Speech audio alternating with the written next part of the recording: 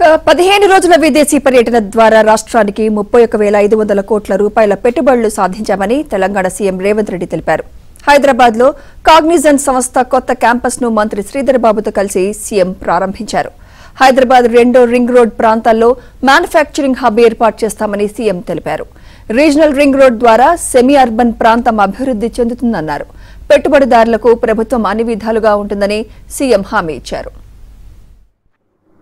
నేను మీ ద్వారా ఈ యుఎస్ అండ్ సౌత్ కొరియాలో మేము కలిసిన ప్రతినిధులనే కాదు, కలవాలనుకుంటున్న ప్రతినిధులకు కూడా నా సూచన ఒకటే: రండి, తెలంగాణ రాష్ట్రంలో పెట్టుబడులు పెట్టండి. మీ పెట్టుబడులకు భద్రత ఉంటుంది, మీ పెట్టుబడులకు లాభము ఉంటుంది. మీకు కావాల్సిన సాంకేతిక నైపుణ్యాన్ని అందించే యువశక్తి తెలంగాణ రాష్ట్రంలో ఉంది.